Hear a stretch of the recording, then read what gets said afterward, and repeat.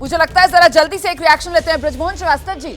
अजीत पवार तो कह रहे हैं कि अध्यक्ष शरद पवार ही हैं। सर, एक सवाल का जवाब आप भी दे दीजिए, यहां पर क्लियर कर दीजिए, क्योंकि बहुतों के मन में यह बात है कि अगर महाराष्ट्र के सियासी चाणक्य शरद पवार, तो ऐसा मुमकिन नहीं कि बिना शरद पवार की जानकारी के इतना बड़ा खेला हो जाए, क्योंकि जो कुछ हुआ वो रातों रात तो हुआ नहीं होगा सर, बाकायदा प्लानिंग के साथ हुआ होगा। ऐसे में शरद पवार की भूमिका क्या नजर आती है? क्या वाकई में विपक्ष के साथ खेला कर दिया क्या शरद पवार ने?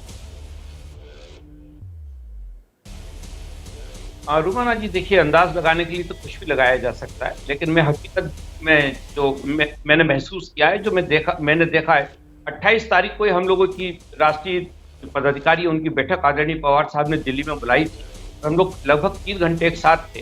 तो मैं ये बात विश्वास के साथ कह सकता हूँ कि उस दिन जब हम लोग साथ थे, उस समय तक आदरणीय पवार साहब को इस मामले में किसी भी प्रकार की कोई जानकारी नहीं थी। तो ये कहा जा सकता है कि ये जो ऑपरेशन चल रहा था भारतीय जनता पार्टी का, या जिस ढंग से तोड़फोड़ की कार्रवाई चल रही थी, उसकी जानकारी नहीं थी। और इसके लिए आप ये कह सकती हैं कि इस प्रकार की लापरवाही क्यों की। ये मुद्दा लापरवाही से जुड़ा हुआ नहीं है।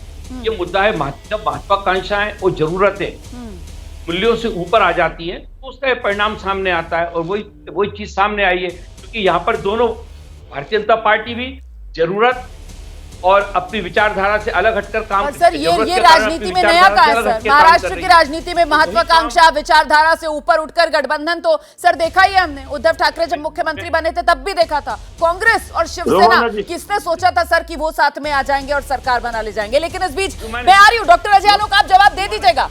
आप जवाब दे दीजिएगा, क्योंकि सीधे तौर पर यहां पर एनसीपी की तरफ से तोड़फोड़ के आरोप बीजेपी पर लगाए जा रहे हैं। लेकिन मृत्युंजय जी, बिहार के लिए डॉक्टर अजय आलोक ने साफ कर दिया कि साहब हमें कुछ नहीं करना होगा। ये आरजेडी जेडीयू का विलय ये होने ही वाला है क्या सर? इतने कयास क्यों है इस विलय को? बीजेपी क्या करेगी? बीजेपी की नाव पिछले सावन में डूबी थी बिहार में, सत्ता से बाहर का रास्ता दिखा दिया। अब आने वाला सावन भी, कल से जो सावन आ रहा है ये भारी है। इस बार तो 2 महीने का सावन है रोमाना जी। भाजपा का सफाया बिहार में हो चुका है, अब देश से सफाया करना है। आदरणीय लालू प्रसाद जी ने जब भर दिया हुंकार, तो डर गई मोदी जी की सरकार। ये बड़ी लड़ाई है, और बिहार की धरती तो आंदोलनकारियों की धरती है।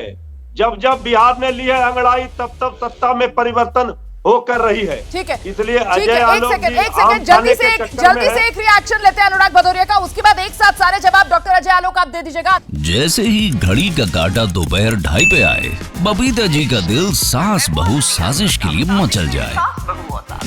और ये है इनकी बहू, पूरे दिन ऑफिस की टेंशन हो जाए गॉन जब ये करें अपना फेवरेट शो फ्री टाइम पे ऑन। इनकी तरह आप भी देखिए अपना फेवरेट शो अपने टाइम पर, और डाउनलोड कीजिए एबीपी लाइव ऐप अपने स्मार्ट टीवी पर।